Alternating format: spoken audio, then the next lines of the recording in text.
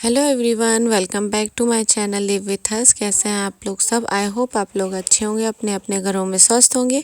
तो आज का ये मॉर्निंग ब्लॉग है और मॉर्निंग के लिए मैं अभी कढ़ी बना रही हूँ। कढ़ी के लिए मसाला निकाल कर रखा है मैंने। सौंफ है इसमें और खड़ी मिर्च है, तेज पत्ता है, काली मिर्च है।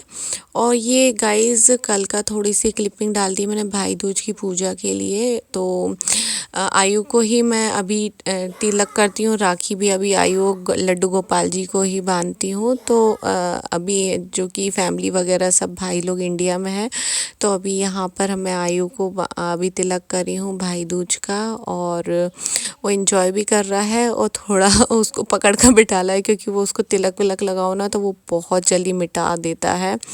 तो मैंने सोचा कि ये आप लोगों के साथ भी शेयर करूं कि कैसा रहा भाई दूज। तो मैंने नहा कर जस्ट पूजा करी थी और आयु और उसके पापा सब नहा लिए थे। तो मैंने सोचा आयु को तिलक कर दूं और उसको फिर हम लोग को वॉक कराने वगैरह लेकर जाना था। तो इसी तरीके से उसका तिलक हुआ, पूजा हुई और मस्ती करी, क्योंकि ज़रूरी भी था तिलक करना लड्डू गोपाल जी को। ये देखिए पैर पड़वा रहे हैं उससे। तो चलिए अब शुरू करते हैं आज का ब्लॉग गाइस। तो वीडियो सॉरी। तो यहाँ पर मैं कढ़ी बना रही हूँ। तो कढ़ी के लिए एक छोटा सा इसमें कम कर्ड था, तो इसी वाले डिब्बे में मैंने सोचा कि बेसन वगैरह घोल लूँ। दूसरा वाला नया वाले डिब्बे को रख दिया मैंने और उसी में से थोड़ा सा दही वगैरह ऐड कर लिया। और यहाँ पर मैं गट्टे की कढ़ी बना रही हूँ, जो कि राजस्थानी डिश है और बहुत ही यम्मी बनती है गट्टे की कढ़ी। उसके लिए मैंने दही में ना बेसन लिया है और साइड में जो डिब्बा है उसमें भी बेसन दही में डाला है।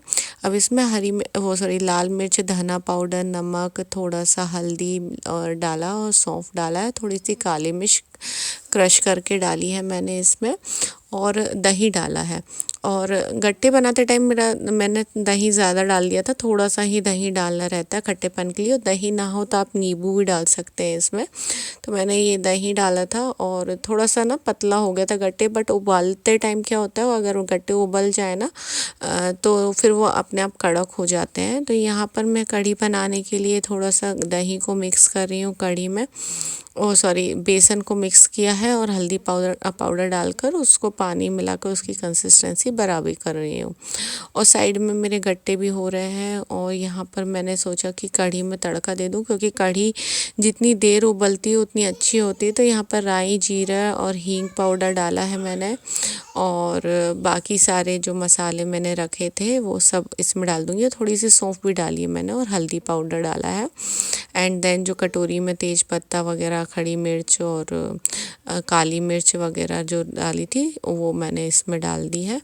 और अगर आप तेल में ही थोड़ी और कस्तूरी लाल मिर्च डाली, मैंने लाल मिर्च वैसी वाली नहीं डाली, स्वाद के लिए नहीं कलर के लिए डाली, तो बहुत अच्छी रहती है। और उसमें जो दही और बेसन का जो पानी था हमने वो डाल दिया। यहाँ पर मेरे गट्टे हो गए हैं, तो मैंने मेरे हस्बैंड से बोला यहाँ मैं कढ़ी चला रही हूँ तो गट्टे इसमें डाल दो। तो ये गट्टे जिस पानी में उबाले थे वही पानी भी कढ़ी में डाल देते हैं और बहुत अच्छा पानी रहता है वो भी, और उससे कढ़ी का स्वाद और अच्छा हो जाता है। और ये जो गट्टे थे उनको पीस कर उन्होंने दे दिया मेरे को। तो मैंने यहाँ इसमें वो डाल रहे हैं गट्टे, और उबलने के बाद अच्छे हार्ड हो गए थे, नहीं तो थोड़े नरम नरम पेस्ट हो गया था उसका गट्टों का। और उनको शेप देकर आप उनको पानी में उबाल लेना है बस। और इसमें मैंने धनिया पत्ता डाला है। और मैं कढ़ी को ना कम से कम 1 घंटे तक मैंने कढ़ी को चढ़ाया था और बहुत टेस्टी कढ़ी बनी थी। जितना कढ़ी में उबाल आता है, जितना उबालते हैं उतना ही अच्छा टेस्ट आता है कढ़ी में। उसके बाद यहाँ पर मैं रोटियां बना रही हूँ। रोटी बनाने के लिए आटा मैंने गूंद कर पहले ही रख लिया था और ये सब मेरा ना नाश्ता करने के बाद हो गया था। सुबह मेरे हस्बैंड ने अप्पे बना दिए थे तो मैंने वो खा लिए थे उठते से। तो ना उसके बाद मैं काम में लग जाती हूँ, सारा कर दिया था। वो जल्दी उठ जाते हैं तो वो कुछ ना कुछ बना देते हैं, और नहीं बना पाते तो मैं उठती हूँ, मैं बना देती हूँ। तो यहाँ पर मैंने सोचा कि तुरंत जल्दी जल्दी रोटी और कढ़ी बहुत यम्मी लगती है। और चावल राइस रखा हुआ था कल रात का, तो हम लोगों ने कढ़ी चावल और रोटी खाई। और इस तरीके से मेरा ये सुबह का रूटीन होता है जो लगी रहती हूँ। उसके सारे काम से फुर्सत हो गया फिर मैं नहाने जाती हूँ।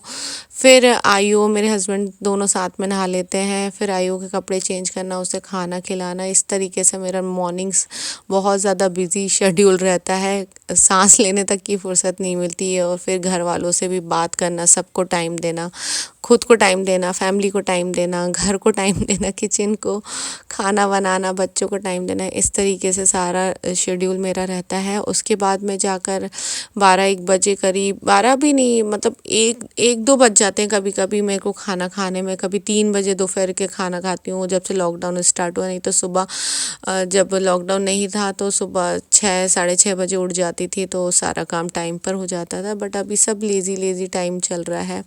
और यहाँ पर आयु भी आ रहा है और मेरा किचन का काम डन हो गया है सारा। और ये देखिए मेरी कढ़ी बहुत टेस्टी यमी बनी है कढ़ी। और यहाँ पर रोटियाँ बन के तैयार हैं सारी। और बस इस तरीके से रूटीन वगैरह चलता रहता है। यहाँ पर मैं नहा कर आ गई हूँ। नहाने के बाद मैं भगवान जी की पूजा कर रही हूँ। खाना बनाकर नहाने जाती हूँ क्योंकि बहुत ज़्यादा पसीना पसीना एक्सर्शन हो जाता है। और यहाँ पर हमारे आयु महाराज खेलने में लगे हुए हैं। और ये गाइस मैं बता दूं, मैंने ये प्रिंट आउट निकाल कर फ्रेम लगाया था। दिवाली पे हमारे यहाँ कैलेंडर लगता है तो इस तरीके से मैंने कैलेंडर निकाला था प्रिंट आउट। ये साईं बाबा का पोस्टर था जो कि मैंने बेंगलोर में साईं बाबा टेम्पल थे वहाँ से लेकर आई थी। अभी तक संभाल के रखा था बट वो भी फट गया था तो मैंने यहाँ पर उसको पोस्टर को भी फ्रेम में लगा दिया। तो बहुत प्यारी साईं बाबा की मूर्ति लग रही थी, इतना प्यारा लग रहा था ये। तो इस तरीके से भगवान यहाँ पर नीचे रख लिए हैं। और हमारे आयु महाराज अभी भी मस्ती में लगे हुए हैं। इनकी मस्ती चलती ही रहती है। हाय गाइस, वेलकम करने के लिए नहीं, बाय बाय करने के लिए आई हूँ मैं आप लोगों के पास। और आज का रूटीन यही था। अभी मैंने पूजा करी है और पूजा करने के बाद अब मैं जाऊंगी खाना खाने के लिए। और अभी हमारे आयु महाराज नहाए नहीं हैं क्योंकि अब उन्हें ना वॉक कराने के लिए लेकर जाना है। और यूएस में केसेस मतलब पहले से बहुत ज़्यादा बढ़ गए हैं। मतलब 1.5 lakh cases in a day निकल रहे हैं। 24 आवर्स में इतने केसेस निकल रहे हैं। और बाहर जाना पता नहीं यहाँ पर क्या है, गैदरिंग वगैरह। हम तो मार्च से मैं मेरे हस्बैंड आयु हम लोग ना किसी के घर नहीं गए हैं, ना कोई आया है। तो जो इन हाउस गैदरिंग होती है वो is more dangerous than the open gathering. क्योंकि वहाँ पर ना जो जैसे मैं न्यूज़ में पढ़ रही हूँ 1-2 केसेस हैं, लोग अपने ब्लॉग्स वगैरह लिखते हैं तो वो सब चीज़ें पढ़ते हैं। तो उसमें था कि जो इन हाउस गैदरिंग है उसके थ्रू ज़्यादा फैल रहा है। क्योंकि अंदर आप किसी के घर के मिल रहे हो किसी से तो वहाँ पर फैलने के चांसेस ज़्यादा हैं। और चूँकि बाहर ओपन एरिया में मिल रहे हो तो बहुत कम है। खैर हम लोग के जो फ्रेंड्स हैं वगैरह वो भी सब प्रिकॉशन से ही रह रहे हैं, सब लोग अपने घर में अच्छे से रह रहे हैं। और जैसे अगर किसी को लगता भी है कि बच्चों को खांसी है, सर्दी है, बुखार है तो खुद से ही बाहर नहीं निकलते। क्योंकि यहाँ पर वेदर इतना बेकार है ना कि आपको हम लोग आयु को तो इतनी जल्दी सर्दी लग जाती है बाहर। जैसे अभी तो ठीक है मगर ज़्यादा ठंडा हुआ, नेगेटिव में गया तो और बाहर निकला है और उसको नाक में, मेरे को खुद को मैं बाहर निकलती हूँ ज़्यादा ठंडा होता है ना तो मेरी नाक बहने लगती है। तो सभी के साथ ऐसा होता है। तो जो भी है प्रिकॉशन से रह रहे हैं सब लोग। बट हाँ यहाँ यूएस में बहुत ज़्यादा केसेस निकल रहे हैं। यूएस में और टेक्सास स्टेट में जिसमें हम लोग रहते हैं, टेक्सास स्टेट में और इलिनॉइस स्टेट में बहुत ज़्यादा 10-10, 12-12 हज़ार केसेस डेली निकल रहे हैं। तो इंडिया में कम निकल रहे हैं बट इसका ये मतलब नहीं है कि इंडिया में कोरोना वायरस ख़त्म हो गया है। और गैदरिंग वगैरह, इन हाउस गैदरिंग सभी से रिक्वेस्ट है कि बंद करें। क्योंकि उसी के थ्रू बहुत, क्योंकि यूएस में तो ठंड के कारण लोग, पहले गर्मी थी, समर था तो बाहर मिलते थे, पार्क में मिलते थे, कहीं मिलते थे। बट अब घरों में मिलना शुरू किया, घरों में पार्टीज करना शुरू किया, गेट टुगेदर करना शुरू किया। तो इस कारण से केसेस बहुत बढ़ गए हैं और ये बीमारी बहुत कम अच्छा है, रिकवरी रेट अच्छा है, इंडिया में अच्छा है, यूएस में भी अच्छा है। बट यही है कि जिसकी शरीर में ताकत है वो रिकवर कर जा रहा है, जिसको ज़्यादा सिम्टम्स हो रहे हैं तो उसको हेल्थ इश्यूज बहुत ज़्यादा हो रहे हैं।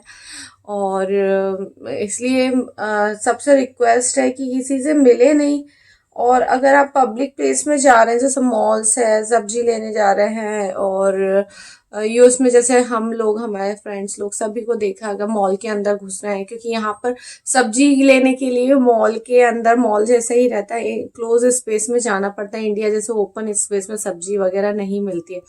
तो मेरे हस्बैंड जब जाते हैं तो वो मास्क लगा कर जाते हैं और हाथ में ग्लव्स वगैरह पहन कर जाते हैं। और जैसे सुबह देखते हैं कि सुबह भीड़ कम है वॉलमार्ट वगैरह में, तो सुबह 6 बजे ही जाकर ले आते हैं, दूध वगैरह खत्म हो जाता है तो।